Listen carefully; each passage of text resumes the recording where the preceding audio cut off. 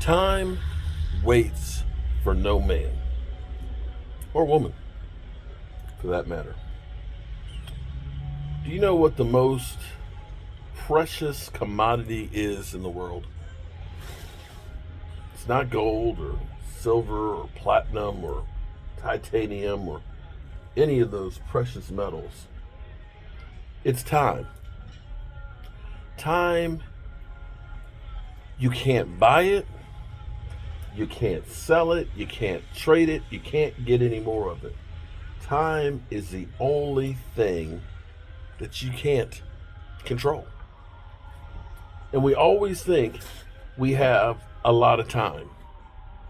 You know, it seems like yesterday I was shoveling snow at my parents' house and shoveling my next door neighbor Dade's house, going up to my Aunt Mabel's house and shoveling snow to make some extra money, man.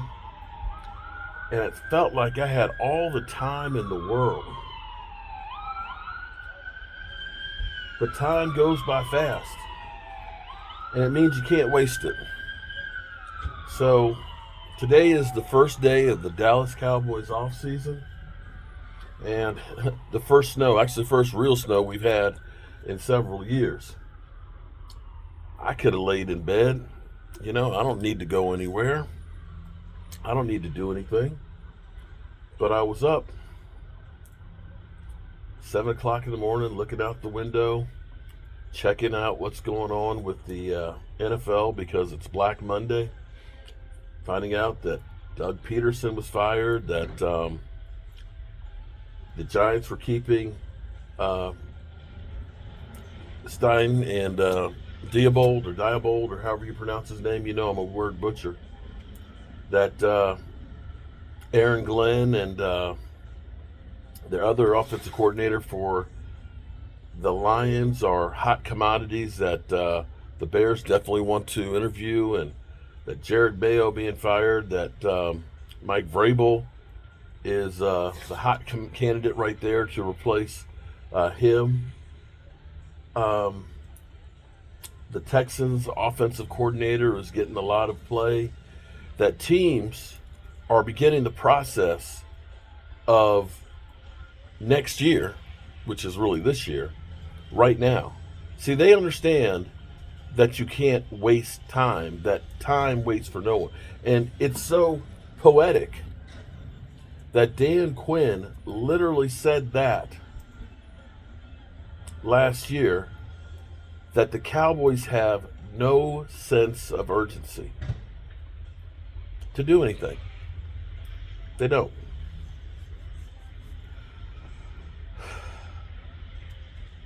Dan Quinn recognized and said, tomorrow is not promised.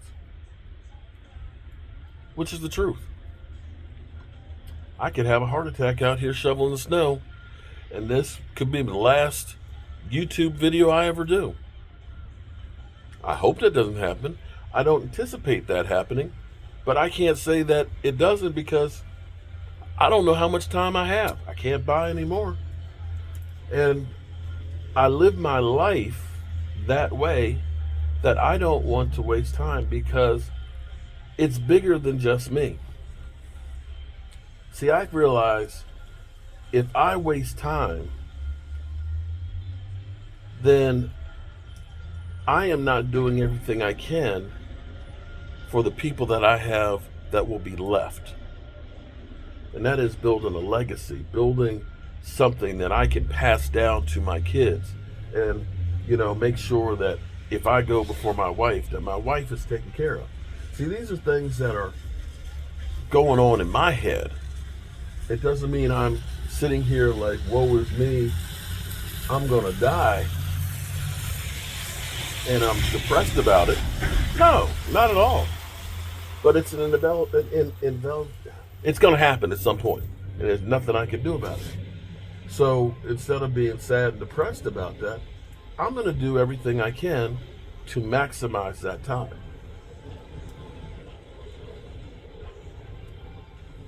Because when I'm gone, I don't want people to be sad that I'm gone, I want them to be happy that I was here and that they remember the good things that I did. I don't know what the hell the Joneses think, because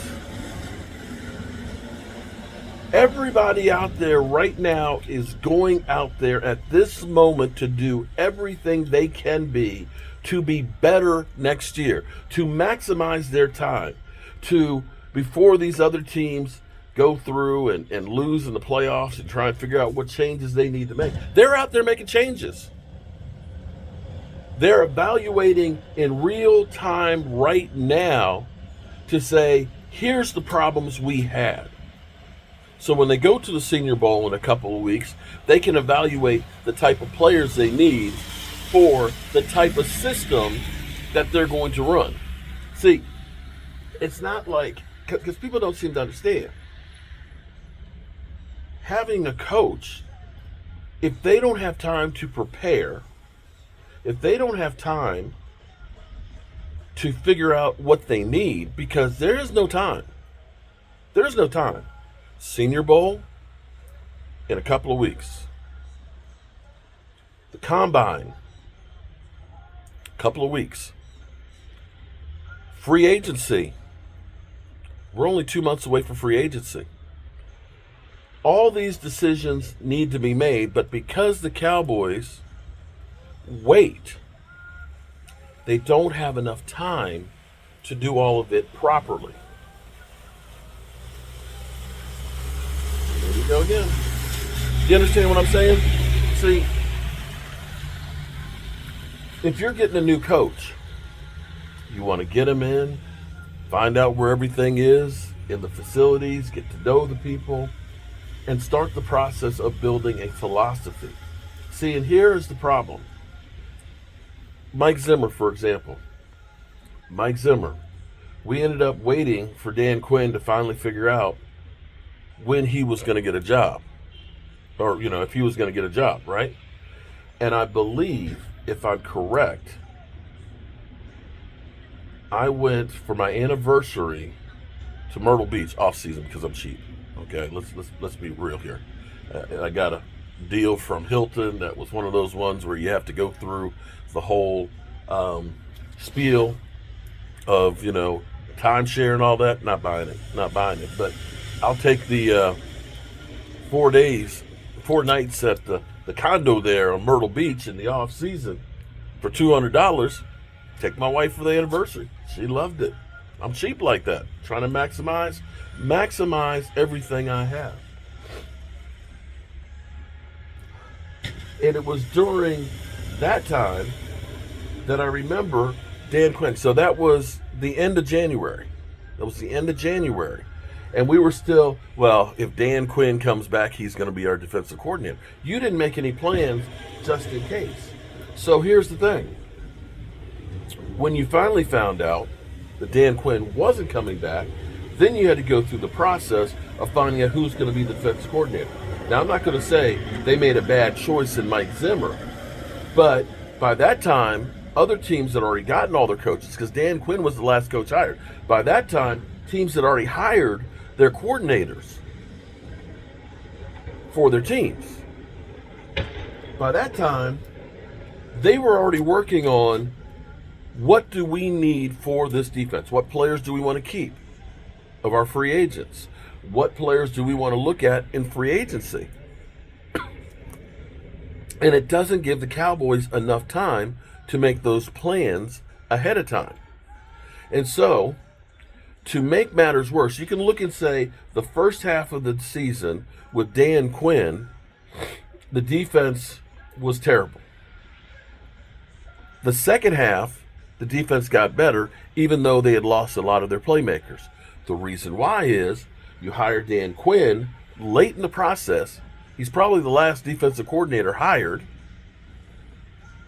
By that time, you don't do anything in free agency to get people in the building, right? He's there trying to implement a game plan and a strategy, and then you bring in players at the end of training camp. That's when they made. I remember when they traded for Jordan Phillips and went and got Carl Lawson. We were talking about that when I was there for the preseason game #2 against the Rams. People, now, because you've wasted your time of the OTAs of having those guys in the building to get them in shape. Oh, don't you dare.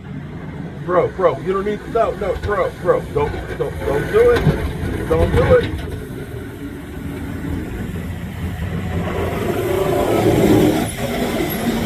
I was gonna say, look, I done shoveled all that stuff out of the way there, bro. I done shoveled all that, okay? I get my shit out. Don't plow me back in now. You don't need to go any wider to the cemetery. They don't need to, look, they're not going in the snow. The cemetery is not going out in the snow, okay? I'm the only house on this rock block here. The only house, okay? I'm good. And I've been seeing, you know how many snow plows I've been seeing today? There's my buddy. That's my man over here. See, he's to come around the block. He hooked the brother up. Because what I did was I'd throw it in the road, and since there's no houses on the other side, he just pushed it over there. So it made it easy for me. See, that's maximizing your time. Okay? Maximizing your time, Jerry. And so you got now Mike Zimmer, who's trying to play catch up because now he's a month and a half behind everybody else. And you don't even have all the pieces there for him to work with. You bring in Carl Lawson, you bring in Jordan Phillips, okay, that have to get in shape, in football shape, and learn a system and mesh with everybody else. And so now you've got a defense out there where people don't even know each other's name because you wasted your time trying to learn a new system and trying to get to know each other. That's why the defense got better as the season went on, because they finally had enough time to get it together. And the Joneses are, I'm not on a schedule. We'll do it when we feel like doing it. And that, my friends, you can blame Mike McCarthy and say he sucks or his offense is not, that creative. People, there's 14 padded practices during training camp. Once the NFL season starts, Monday's the recovery day, Tuesday's the player's day off, Wednesday's the first practice, and you're only allowed one padded practice maximum a week. Thursday is, of course, you're implementing your whole thing, your practice. Friday's a recovery day. Saturday is walkthroughs and play a game. You can't learn a system during the season. And that's why the offseason is that much more important. And we keep wasting all that valuable time.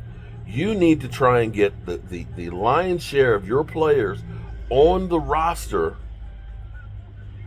in March and April so they have time to work in OTAs, work together in minicamp, and learn as much as possible so when you get to training camp, that what it is it's a refresher course on all the stuff that we've learned.